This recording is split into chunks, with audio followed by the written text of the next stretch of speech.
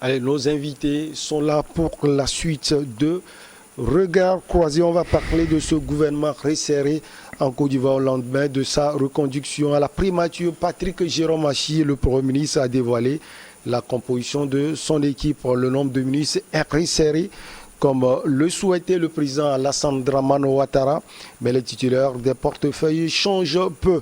Alors on commence avec vous, commis Valentin Mayaba, qu'on voit les ministres d'État, ils sont là. Téné Birahima Ouattara, au niveau de la défense, il est là. Kandia Kamiso Kamara est également là au niveau du ministère des Affaires étrangères.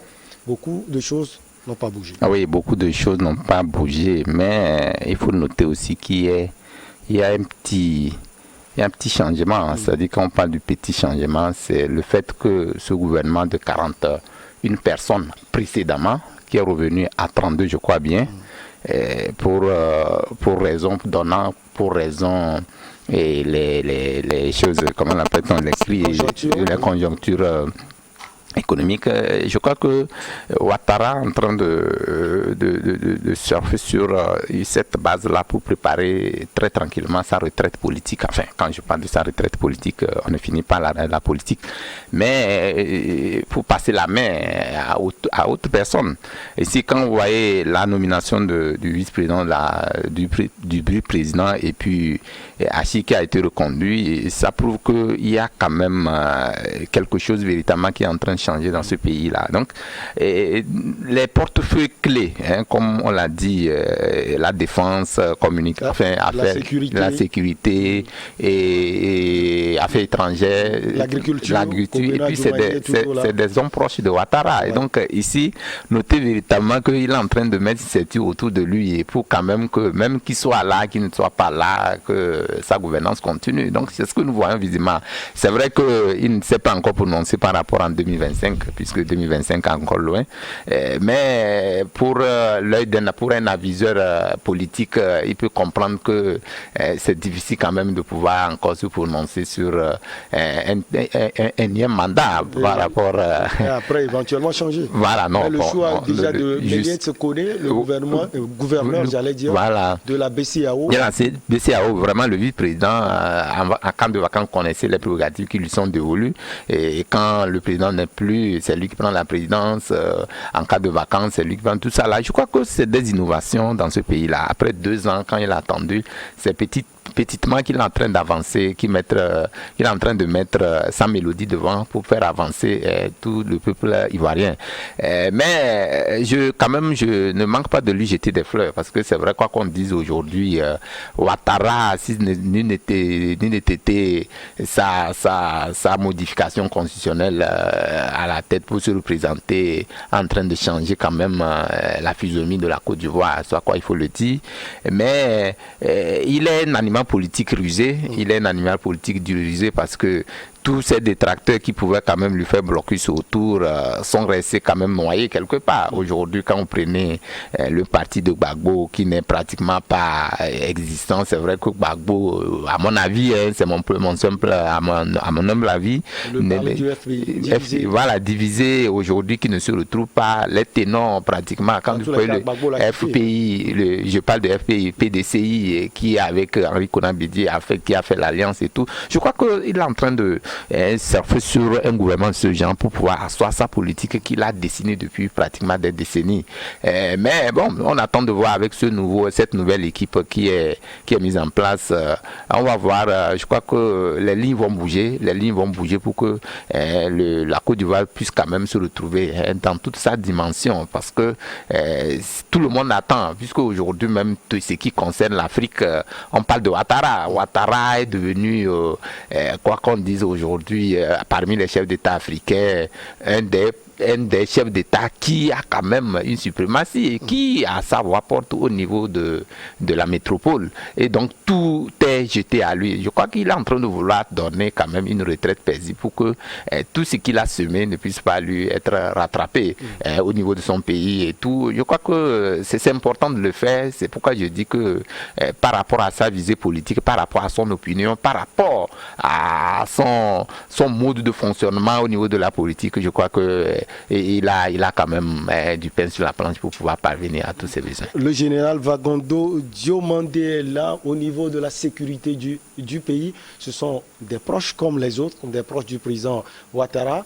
Il y a également Adjoumani Kwasi Kobena qui est là au niveau de l'agriculture. Chris Ega, ça n'a pas bougé. Hein. Non, vous savez, ça fait 1 an que son 3e mandat a commencé. C'est le temps des réajustements. Vous savez, il avait commencé son 3e mandat avec 42 ministres. Vous savez, parmi tous ces gens-là, ce n'est pas tout le monde qui va donner satisfaction, forcément. Donc, après 1 an, je crois qu'il commence à connaître tous les ministres individuellement. Il sait que parmi eux, ceux qui sont les plus compétents et ceux qui n'ont pas tenu la route pendant cette première année. Donc, je crois que c'est un gouvernement de réajustement qui lui permet de resserrer les rangs autour de lui. Et surtout, lorsque on fait entrer quelqu'un à la vice-présidence, quelqu'un qui est un économiste et qui a sans doute aussi son mot à dire en ce qui concerne le gouvernement qui est en place. Et je crois que tout cela là, fait en sorte qu'il soit amené à restructurer, à restructurer son équipe pour être plus efficace. Parce que vous savez, ce n'est pas parce qu'on aura 40, 50 ministres qu'on est forcément efficace, mais ce sont les compétences de ceux que vous faites entrer dans le gouvernement. Et je crois que ceux qui sont élagués n'ont pas forcément donné satisfaction. C'est un gouvernement pléthorique, parce que la Côte d'Ivoire n'a pas forcément besoin de 42 ministres. 42 ministres, surtout qu'il y a eu plein de le secrétariat d'État. On ne sait pas très bien ce qu'ils faisaient. Je crois que tous ces gens-là ont été remerciés et on a fait entrer une nouvelle personne au niveau du portefeuille du pétrole. Ouais. Vous savez, récemment, la Côte d'Ivoire, on a découvert en Côte d'Ivoire un grand gisement. Et donc, ça, il y a aussi les enjeux qui accompagnent l'exploitation. Cependant, on a besoin peut-être de quelqu'un de plus charismatique pour tenir ce portefeuille-là. Donc, vous comprenez très bien qu'après 1 an de chemin, on veut regarder l'avenir avec plus de sérénité, on veut faire meilleur ou bien on veut être meilleur à l'avenir et c'est normal que cette restructuration intervienne maintenant pour qu'on puisse faire face aux 4 ans qui arrivent. Et les 4 ans qui arrivent ne seront pas des années de repos, parce que vous savez que sans doute Alassane Ouattara ne va pas se présenter, et qu'il fasse entrer à la vice-présidence quelqu'un qui a 73 ans, je crois, et qui va avoir 77 ans. Lorsque on sera à la clairière des élections, ça a tout son sens. Ce n'est pas forcément que celui-là va se présenter comme candidat, mais peut-être que quelqu'un peut sortir de l'ombre. Parce que dans 4 ans, on ne sait pas très bien ce que Alassane Ouattara lui-même va devenir. Il n'y a que lui qui connaît son organisme. Dans 3 ans précisément. Dans 3 ans précisément. Il n'y a que lui. Voilà, il n'y a que lui qui connaît son organisme, qui connaît comment ça fonctionne chez lui. Il n'y a que lui qui connaît les soucis de santé qu'il a. Donc, quelqu'un qui a 73 ans qu'on amène là, qui est pratiquement un économiste chevronné qui a le même point de vue en matière de macroéconomie, de microéconomie comme Alassane Ouattara. Et je crois que celui-là peut prendre éventuellement la relève pour assumer la fonction présidentielle, la fonction au plus haut niveau. Donc moi je veux dire que ce n'est peut-être pas parce qu'il veut que celui-là soit candidat, mais peut-être quelqu'un qui est aguerri pour surveiller les arrières si jamais il lui arrivait quelque chose. Mais lorsqu'on veut le faire entrer, il a son mot à dire, je l'ai dit, en ce qui concerne le gouvernement, en ce qui concerne les personnes qui composent le gouvernement, il faut aussi faire à son goût. Et je crois que tout cela a amené à cette restructuration-là. Alors, Oris Donkovi, il y a Amadou Koulibaly qui est là, ministre de la Communication et de l'Économie numérique. Mamadou Touré, porte-parole adjoint du gouvernement, il est également là, le jeune Touré. Mais il y a Laurent Tchagba qui est arrivé, il est de l'UDPCI, le parti de Mabrit Ouakeuse, qui est en divorce avec le président Ouattara. On arrive à piocher le vice-président et on l'amène au gouvernement. Pour moi, je trouve que M. Ouattara est un stratège et qu'il est entouré de stratèges. Donc, je pense que la Côte d'Ivoire, quand on voit les hommes politiques ivoiriens, il y a quelque chose qui est de l'ordre du carriérisme. Donc, je ne suis pas étonné que l'on puisse débaucher d'un côté comme de l'autre. Par contre, ce que je constate, c'est que le gouvernement qu'on vient de changer, c'est le gouvernement hérité des dernières élections présidentielles, qui ont été très riches en tractations politiques. Je constate que dans la liste que tu as énumérée, par exemple, tu n'as pas parlé de Big Togo. Oui, Adama Bitogo. Il n'a pas été nommé. Il est le directeur exécutif du RHDP. Voilà. Donc, il y a un gouvernement qui est sorti des tractations politiques ayant permis la réélection de M. Alassane Ouattara. Et au sortir de ce gouvernement, on a eu une crise de 2 ans, qui est celle du Covid. Et une crise violente qui aurait pu déstabiliser des États de par leur gestion. Donc pour moi, il n'était absolument pas stratégique que l'on fasse un remaniement quelconque et qu'on ajoute une crise à une autre, quand on connaît l'histoire de la Côte d'Ivoire. Là, on est en sortie de crise de Covid, grâce à quelques bombes lâchées sur l'Ukraine. Et on a, si vous voulez, la question de l'inflation qui arrive et qui justifie pleinement le fait de remanier remanier le gouvernement. Donc on a reconduit M. Hachi, on a épuré le gouvernement pour se retrouver avec un gouvernement de fidèles du RHDP. Très fidèle. Très fidèle d'ailleurs. Donc on revient à, comment dirais-je, si vous voulez, à une dynamique de M. Ouattara qui est de poursuivre le programme, de poursuivre la lancée sur laquelle il s'est engagé depuis son premier mandat, qu'il a poursuivi sur le deuxième. Disons, le premier était consacré à un élan en faveur de la réconciliation, mais à partir du second, on est vraiment dans l'offensive économique, l'offensive, comment dirais-je, géostratégique, si vous voulez, une certaine lutte pour une place prépondérante de la Côte d'Ivoire au sein de l'espace africain. Alors, je précise l'espace africain, pourquoi? Parce que la Côte d'Ivoire est le leader, si vous voulez, disons, un des leaders de l'espace francophone. Mais actuellement, on est dans une situation où on dépasse les clivages et où on intègre pays francophones et anglophones. Donc, il faut se faire sa place. Quand on a en face le Sénégal qui se bat pour conserver, pour être à côté, quand on a le Ghana qui est tout juste à côté, et quand surtout on a le grand Nigeria qui ne cache pas ses prétentions. Vous avez le Maroc, vous avez l'Afrique du Sud qui se positionne. Et je pense que la Côte d'Ivoire sait qu'elle est condamnée à évoluer économiquement et financièrement pour pouvoir asseoir cette place-là. Donc, quelqu'un comme M. Ouattara qui va s'entourer, par exemple, à la vice-présidence d'un économiste rompu à la tâche, comme le vice-président actuel. Quand vous voyez M. Hachi, c'est la même chose. C'est un homme de l'économie, c'est un homme des finances. Donc ça a tout son sens. Ça a tout son sens pour un président qui lui-même a fait les grandes institutions. Donc je ne suis pas étonné du gouvernement parce que, si vous voulez, on retrouve quelque chose de très classique pour les années à venir. Et je m'attends à peut-être à 1 an, 2 ans, peut-être des élections, j'aurais à 1 an des élections, à quelque chose de nouveau stratégique afin de pouvoir les préparer. Alors, l'élan de la réconciliation est toujours là avec Kobena, Kakabi, Kwadjo Kona-Bertin. Ça continue avec lui. Oui, c'est qu'il a été entre-temps...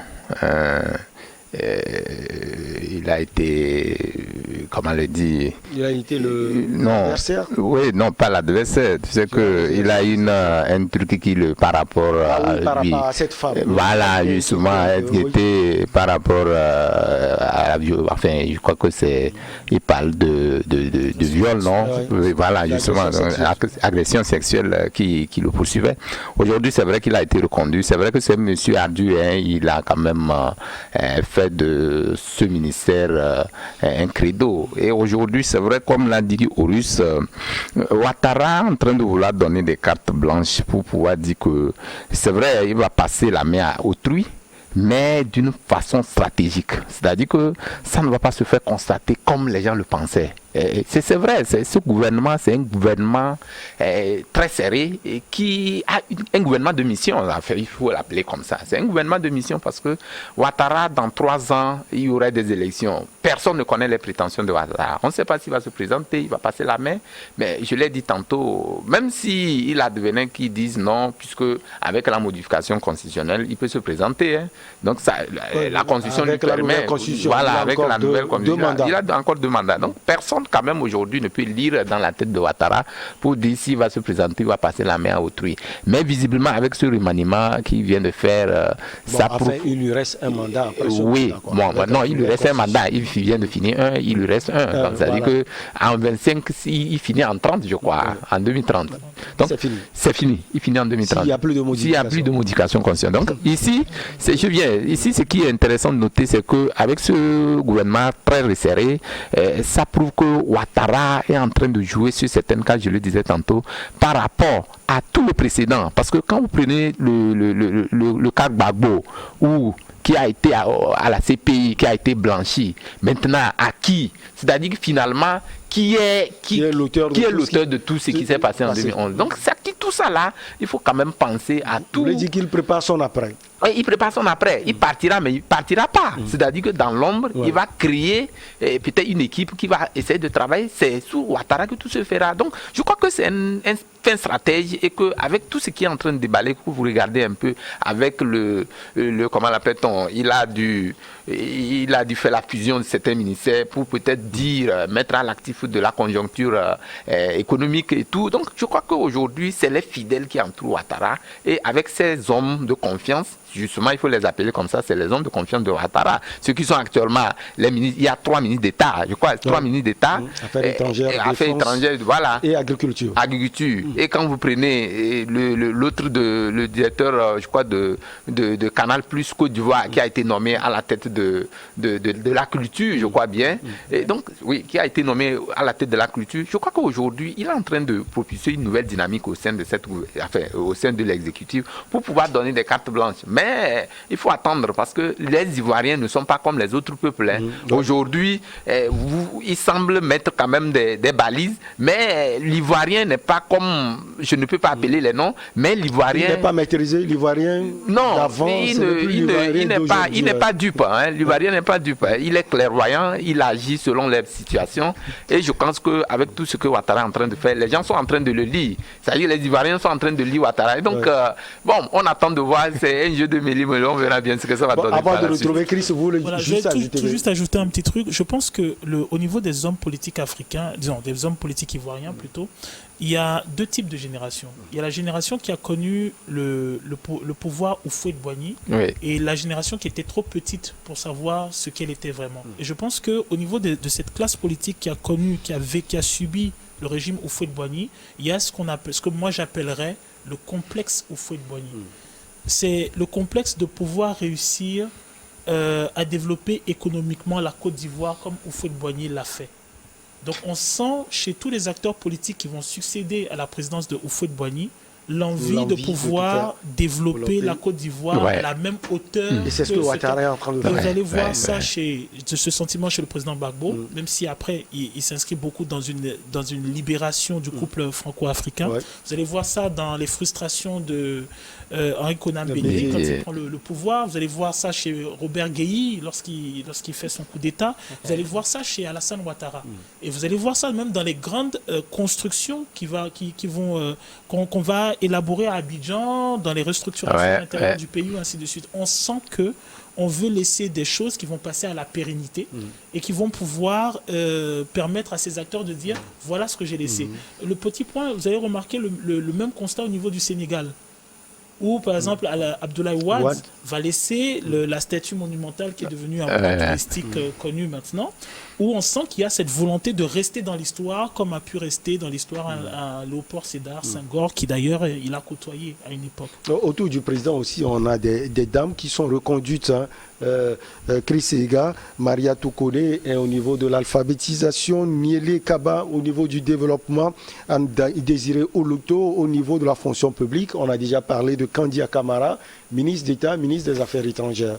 Oui, avant de parler, de répondre à votre question, bon, je ne sais pas une question en tant que telle, mais c'est de dire par rapport à au développement de il ne faut pas oublier dans ces deux pays-là la présence de la France. Lorsqu'il parle de développement, lorsqu'il parle des ambitions de développement en Côte d'Ivoire et au Sénégal, il ne faut pas qu'on oublie, on néglige le rôle de la France, la présence des Français qui sont dans les affaires autant au Sénégal qu'en Côte d'Ivoire. Ces gens-là, c'est comme en principe, ces pays étaient partis pour se développer comme l'Afrique du Sud, où on a qui sont pressentis pour être des colonies de peuplement. Vous savez, les pays, du point de vue de la colonisation, n'ont pas forcément les mêmes destins. Certains pays ont été... plus d'investissements que d'autres, tout à fait. Ils ont reçu plus d'investissements que d'autres. Et en ce qui concerne ces investissements-là, il ne faut pas oublier le rôle que la France a joué, ce que la France a voulu que ces pays soient, ces pays qui doivent en principe être des métronomes, des pays qui tirent le reste. Ouais. Donc vous savez sans doute qu'il y a le Sénégal, le rôle que le Sénégal du point de vue de l'histoire de la colonisation, et la Côte d'Ivoire qui a été un pays où le développement devrait se faire tel que cela devrait se faire en Afrique du Sud et dans d'autres pays autour de l'Afrique du Sud. Bon, ceci étant, je voudrais passer au gouvernement avec la présence des femmes pour dire que, en plus, le Ouattara a voulu faire dans le genre. Vous savez, aujourd'hui, la question de genre est telle que vous ne pouvez plus faire ces gouvernements-là et négliger le rôle des femmes. Parce que vous savez, il y a à peu près 4 ou 5 femmes. 7 femmes. 7 sur 32. Sur 32. Je crois que c'est acceptable, mais on peut faire mieux. On peut faire mieux. Mieux. Mais déjà, si c'est 7 avec des portefeuilles comme l'alphabétisation, ce n'est pas parce qu'on parle de l'alphabétisation qu'il faut mettre forcément une femme là-bas. Je crois que ça n'a pas été ça.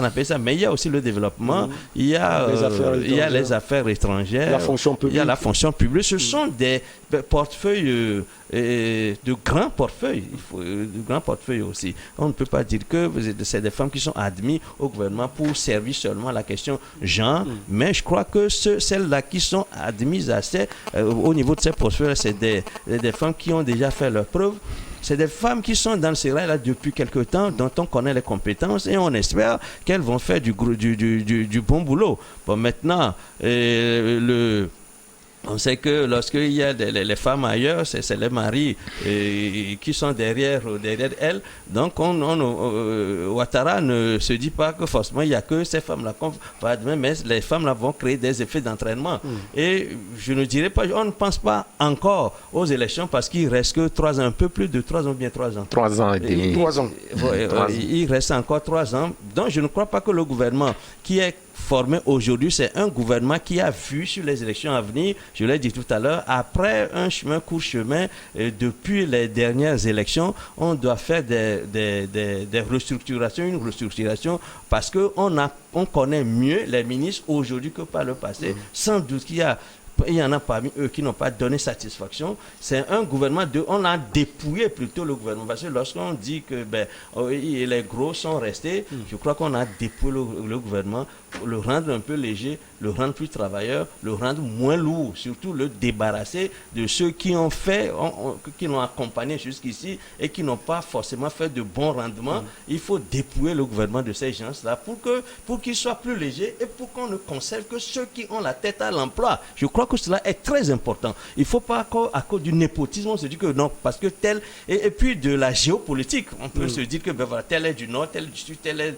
etc. Il faut satisfaire toutes les régions de la Côte d'Ivoire. Je crois qu'on est moins dans ce genre-là aujourd'hui avec ce présent gouvernement que le gouvernement... On a pensé même à la pauvreté avec une femme encore, Miss Belmond. Voilà. Donc, Horus l'avait dit, c'est que le gouvernement qui est en train, qu'on a changé actuellement, c'est un gouvernement qui est sorti d'une période très sensible où on avait besoin de mettre des gens un peu partout pour satisfaire, peut-être pour faire de la géopolitique. On peut savoir qu'il faut que toutes les régions soient représentées. Mais on a avancé aujourd'hui, je crois Ouattara s'est rendu compte que le pays est plus stable, le pays est plus pacifié aujourd'hui que par le passé. On est éloigné un peu des avatars des élections passées qu'on a eues. Il faut revenir à la normale. Je crois que le gouvernement qu'on a aujourd'hui, c'est un gouvernement normal qui doit travailler pour faire des résultats. Parce que Ouattara voudrait bien que celui qui sera son successeur soit issu de ses rangs. Oui. Donc c'est un gouvernement qui doit porter l'ambition de Ouattara pour que le travail qu'il a commencé à faire depuis plus de 12 ans, ce travail-là soit achevé dans la meilleure circonstance, dans une position qui lui permette que le Côte d'Ivoire lui renouvelle sa confiance. Lui renouveler sa confiance voudra dire qu'il faut le remplacer par quelqu'un de ses proches et qui en plus protège ses arrières. C'est clair. En 2 minutes, pour chuter avec ce sujet portant sur la Côte d'Ivoire, le choix de Laurent Tiagba, ancien ministre de l'hydraulique, qui remplace Alain Richard Donwayi aux eaux et forêts, c'est pour peut-être diviser l'UDPCI. On sait que le RHDP n'est plus en odeur de sainteté avec Maverick Touakeuse, qui était dans le gouvernement, qui est parti.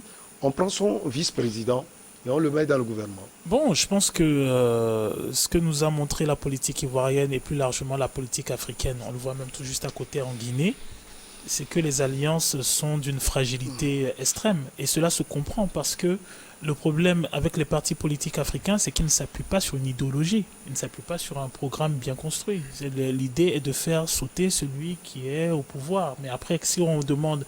La fois dernière, je donne un exemple. Hier, vous avez eu le débat de l'élection présidentielle française. Ouais. Vous avez eu 2 candidats qui s'attaquaient sur des programmes, sur des questions clés.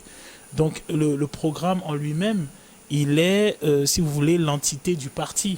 Donc quand, par exemple, on dit le parti En Marche, vous savez à peu près, en termes d'idéologie, en termes de direction politique, là où est-ce que ça mène. En Afrique, c'est pas ça.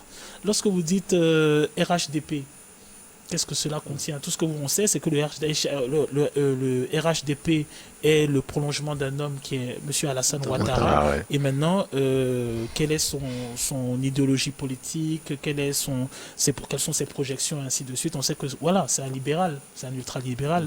Vous allez sur le parti dont vous énoncez le nom, ben c'est la même chose. Quelle est son idéologie politique? C'est le parti du défunt Robert Guéhi. Oui, mais voilà, mais Robert Guéhi, à la base, c'est un militaire. Quelle est la direction politique? C'est juste Robert Guéhi. Justement, dans la réaction même que vous avez, ben, vous auriez pu me dire, non, oui, voilà, c'est un parti communiste, c'est un parti ultralibéral, c'est un parti social-démocrate, c'est un parti... Mais vous êtes obligé d'énoncer Robert Guéhi pour donner une identité au parti. Par conséquent, les personnes qui rallient le parti, mais ne le rallie que par intérêt en termes de carrière, en termes de projection personnelle. Donc, du moment où vous avez des cadres de ce parti qui sont compétents, qui ont des diplômes, qui ont peut-être un CV particulièrement huilé, ben, si on les appelle à une fonction déterminée, ben, ils accepteront parce qu'ils vont raisonner en termes de carrière et non en termes de représentation du parti. Et on l'a vu dans le cas de M. Bictogo, dans le cas de beaucoup d'acteurs politiques africains qui à un moment disent « Ah ok d'accord, mais on nous a appelé, c'est pour une conciliation, je rejoins le... » Mais c'est normal, le parti lui-même n'a pas d'idéologie maîtresse. Il n'a pas d'idéologie maîtresse. Donc par conséquent, quel que soit l'acteur qui émane de ce parti, impossible de le situer, si ce n'est que de dire « Ah, en fait, c'est le proche de tel homme politique. » Mais l'homme politique, l'homme politique duquel il est proche, impossible même de savoir quel est son programme, quelle est sa conception de l'écologie, de la culture, quelle est sa ligne directrice en termes de... Il dit non, le programme c'est je vais vous créer des emplois. Ok, ben, si je mets 10 000 usines chinoises qui paient les gens à 5 000, j'ai créé des emplois. Allez, on va résoudre le problème. On va marquer la pause pour le journal. On vous retrouve au Russe comme Valentin Mayaba et puis Chris Ega juste après.